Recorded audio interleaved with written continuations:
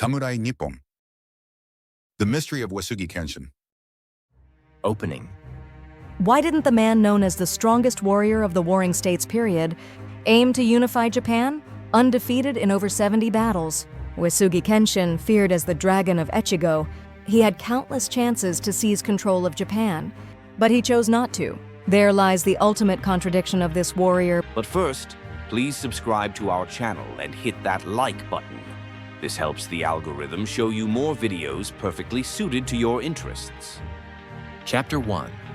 The Historical Background and the Tiger of Echigo. The year 1548, Tenbun 17, Japan was in the midst of the Warring States period, an era of complete chaos. Over 200 daimyo families divided the nation, and somewhere, every day, battles raged. It was like 200 companies fighting a brutal war for market dominance. In this era, those who sought to rule Japan were clear. Oda Nobunaga of Eastern Tokai, Takeda Shingen of Kai, Hojo Ujiyasu of Sagami, and Mori Motonari of Western Chugoku. They were voracious in territorial expansion, making no secret of their ambition to unify the nation. In modern terms, they were like CEOs who would stop at nothing to achieve 100% market share. But among them was one completely different existence.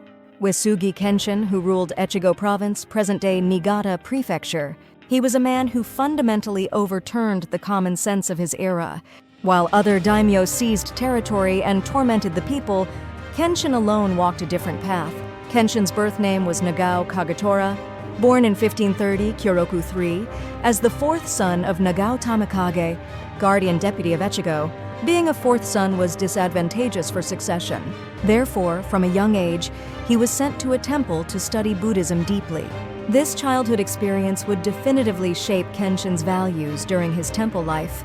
Kenshin deepened his faith in Bishamonten, the Buddhist god of war who protects justice and destroys evil.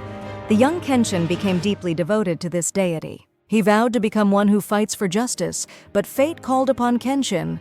In 1548, Tenbun 17, his brother Nagao Harukage offered to abdicate due to poor health. Kenshin was only 19 years old. At this young age, he would come to govern the chaotic Echigo province. Echigo at that time was literal hell. Local lords fought each other.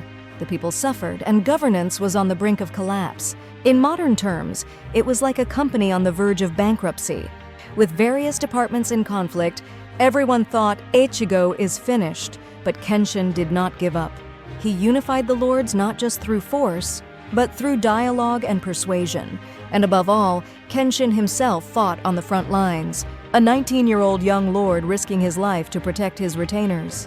This attitude moved hearts. In just 5 years, Kenshin completely unified Echigo.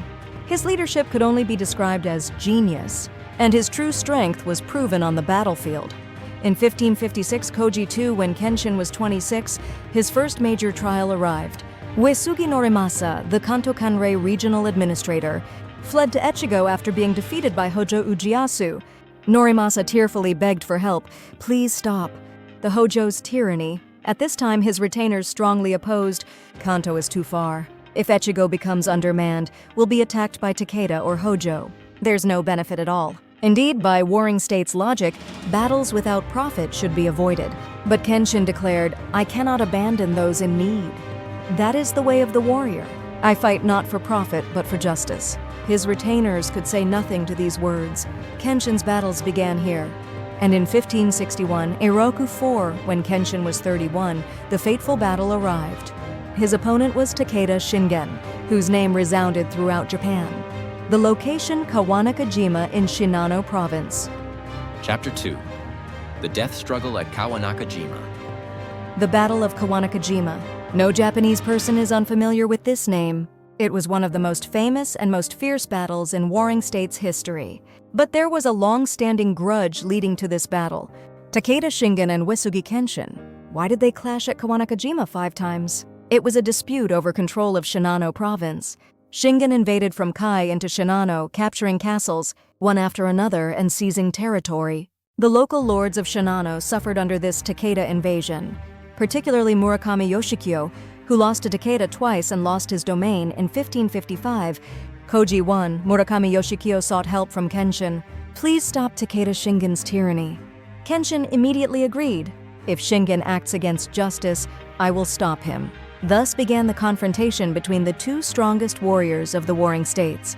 From the first to third battles, the two faced each other at Kawanakajima. But no decisive conclusion was reached, because both were extremely cautious. Neither Kenshin nor Shingen fought reckless battles. They only engaged when victory was assured. That was the common trait of these two strongest warriors. Then, in September 1561, Eiroku IV, the fourth battle of Kawanakajima began. This battle was completely different from before. Both had resolved to finally settle things. There was no turning back. They would fight until one fell. Takeda forces 20,000, Uesugi forces 13,000. The Takeda had numerical superiority. Shingen had his famous strategist Yamamoto Kansuke devise a plan. This was the renowned Jomu woodpecker strategy. A detachment of 12,000 would climb Mate, Saijosen at night, and attack the Uesugi army from behind. The main force of 8,000 would strike from the front as the Uesugi fled in panic. A perfect pincer attack. On the night of September 9th, Takeda's detachment secretly departed for Mentiat Saijosen. It was a dark, moonless night. They would climb the mountain undetected and attack the Uesugi at dawn. The plan was perfect. But Kenshin had seen through this strategy. Kenshin was a tactical genius. He observed the movements of the Takeda camp and detected troop movements from the amount of cooking smoke. Shingen has moved a detachment. Tomorrow at dawn we'll be surrounded. Kenshin made an immediate decision. He moved all his forces during the night and set up camp on the plain of Kawanakajima at Hachimanbara, right in front of Shingen's main camp. On the morning of the 10th, when the thick fog lifted, Shingen was horrified. Before him stood the entire Uesugi army. Moreover, in battle formation, what was supposed to be a pincer attack had turned into a crisis where only his main force faced the enemy's full strength. The detachment was still on the mountain. He had been completely outmaneuvered. At 8 a.m., battle commenced. The Uesugi army attacked using the unique Cheishuanri Kurumagakari formation. This was a tactic where units rotated in and out, maintaining continuous assault while minimizing troop fatigue. The Takeda army fell into confusion. They had to hold out until the detachment arrived. But the Uesugi assault was ferocious. Takeda casualties mounted. The famous general Yamamoto Kansuke was killed in action. Shingen's brother, Takeda Nobushige, also died. The Takeda army was on the verge of collapse. At this moment, Kenshin made his decision. I will strike down Shingen. Right now, at this very moment, I will end this battle. Kenshin personally mounted his horse and charged at Shingen's main camp with only a few guards. The Supreme Commander charging alone at the enemy's Supreme Commander. This was unprecedented not only in the Warring States period, but in all of Japanese military history. In modern terms, it would be like a CEO, single-handedly storming the enemy corporation's headquarters. Unthinkable. Around 10 a.m., Kenshin reached Shingen's main camp. Shingen sitting on his camp stool holding his war fan. Before him appeared Kenshin's horse. Kenshin raised his sword from horseback. Shingen instinctively blocked with his war fan. Sword and fan collided, creating a metallic sound and sparks. This moment became the legendary scene of war. Fan and sword, passed down for over 400 years. The Shinshokoki records, Kenshin struck 3 times from horseback. The first blow was blocked by the war fan, the second as well. The third wounded Shingen's shoulder. But at that moment, Shingen's guard, Hara Osumi, rushed in with a spear. Kenshin judged he could go no further and gallantly withdrew. Immediately after, Takeda's detachment arrived. The tide turned and the Uesugi army began to retreat. The battle ended in a draw. Takeda casualties 4,000, Uesugi casualties 3,000, a total of 7,000 died. This was among the highest death tolls in Warring States battles. It's said the Chikuma River was filled with corpses. But this battle made Kenshin's martial reputation resound throughout Japan. Dragon of Echigo. That name became a symbol of both fear and respect. Even Shingen began to avoid confronting Kenshin afterward. Kenshin's strength was that exceptional. Chapter 3. The Incarnation of Bishamonten. After Kawanakajima, requests for aid flooded to Kenshin from all regions. Lords of Kanto, powerful clans of Echu, the Hatakeyama family of Noto, even Shogun Ashikaga Yoshiteru of Kyoto sought Kenshin's help. Lord Uesugi, please help us. Kenshin responded to all of them, without seeking anything in return. Why did Kenshin continue fighting battles without profit? The answer lies in his faith. Kenshin deeply revered Bishamonten, the Buddhist god of war who protects justice, destroys evil, and saves the weak. Kenshin believed himself to be the incarnation of Bishamonten. Kenshin's banner bore the single character PB. When he stood on the battlefield, he did not consider himself human. He fought as an agent of God. Therefore, his battles were without personal desire. He sought neither territory, nor gold, nor even honor. His only purpose was to realize justice. This faith determined all of Kenshin's actions. For him, war was not a means to expand territory, but a means to realize justice. Therefore, even when he won, he did not take territory. Once he had punished the enemy and demonstrated justice, his purpose was achieved. According to records, Kenshin remained unmarried his entire life. He never had children or took a wife. This was extremely unusual for a warring states daimyo. In fact, it was nearly impossible. Because in the warring states period, hereditary succession was the absolute condition for a daimyo family's survival. Without children, the family would perish. That was common sense. But Kenshin remained unmarried nevertheless. Why? Because he considered himself God's incarnation. Human desires having a family, these would hinder God's mission, he believed. So Kenshin abandoned happiness as a human. He devoted everything to justice. Kenshin loved sake. According to records, he drank considerable amounts every night. This is said to have caused his later stroke. But for Kenshin, sake may have been his only human pleasure, a small respite for a man bearing God's mission.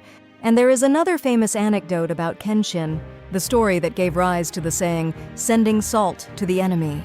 In 1568, Eiroku 11, his sworn enemy Takeda Shingen suffered from a salt embargo by the Imagawa and Hojo clans. Kai had no sea, so all salt was imported. Without salt, people cannot live. Shingen's people were suffering.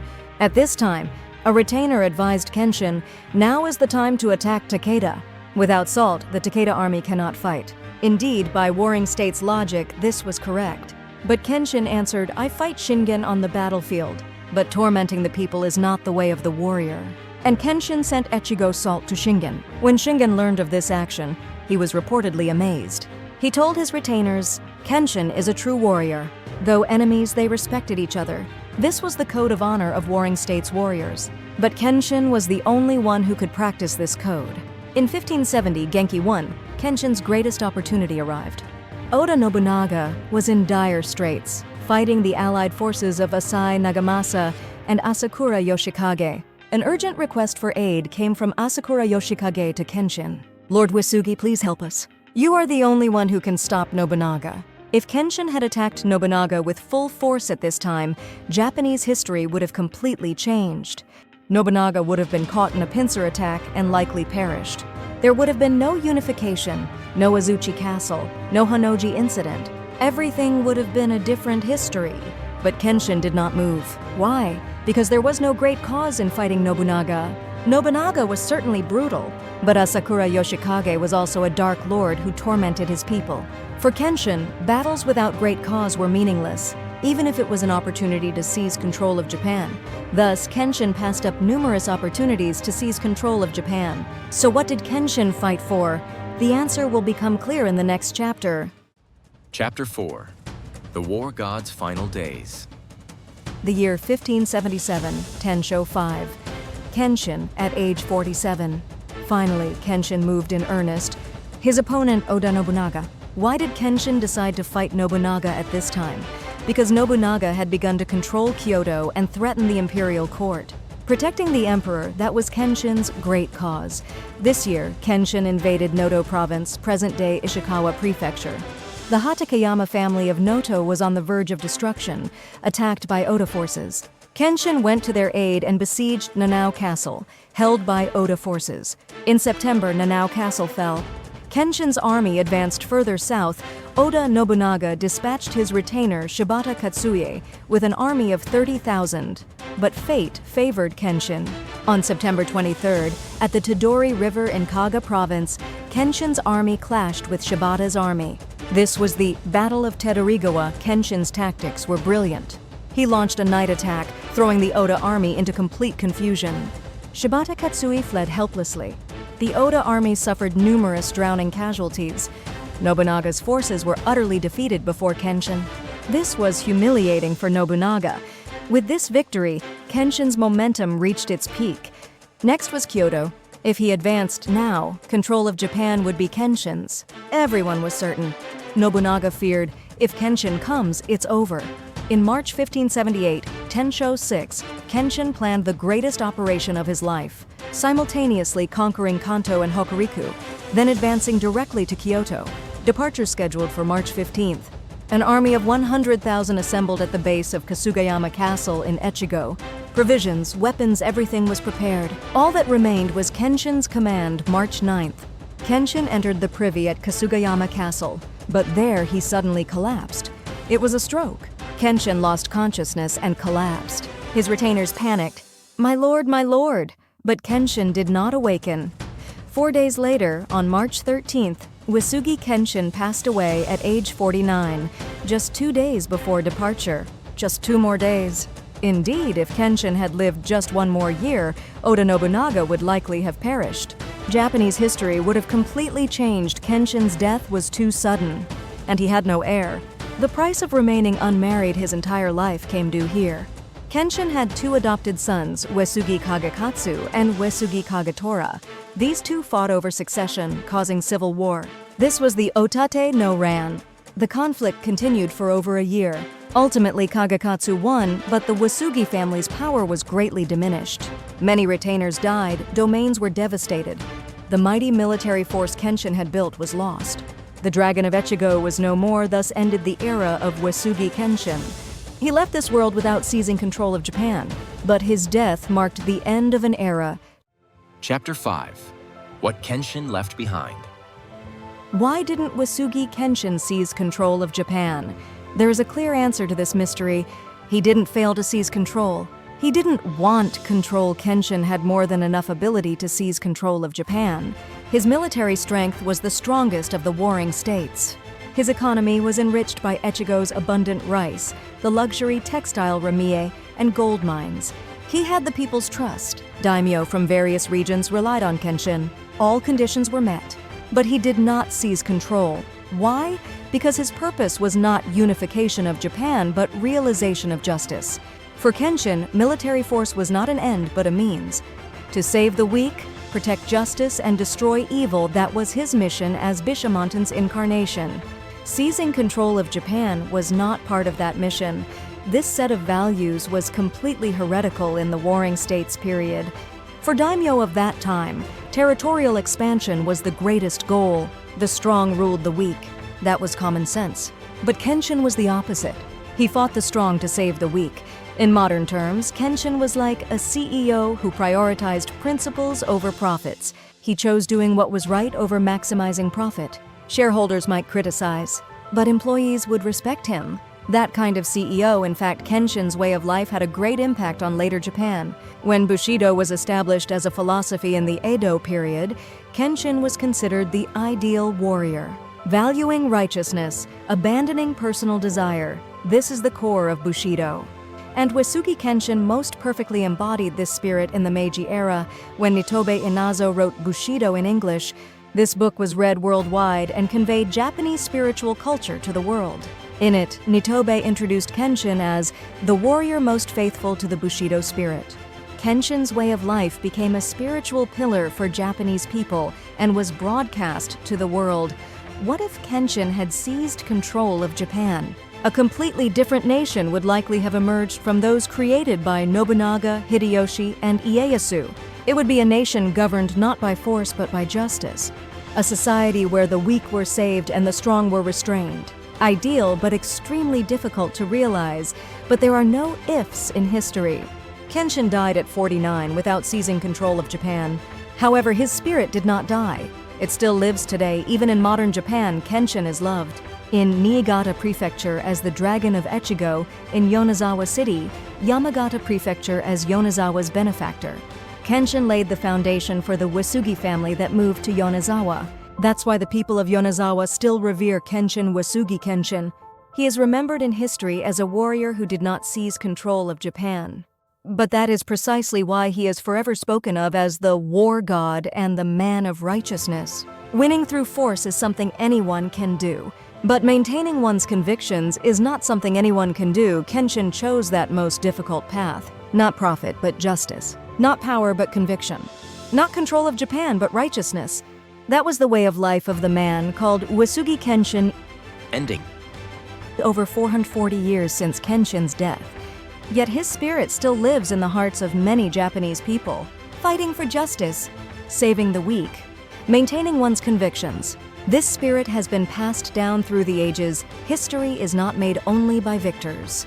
Those who maintained their convictions also eternally inscribe their names in history. Like, subscribe to the channel for the world of samurai you never knew. Tell us in the comments which warrior you want to know about next. Let's create the warring states history you want to learn together. Samurai Nippon. See you next time.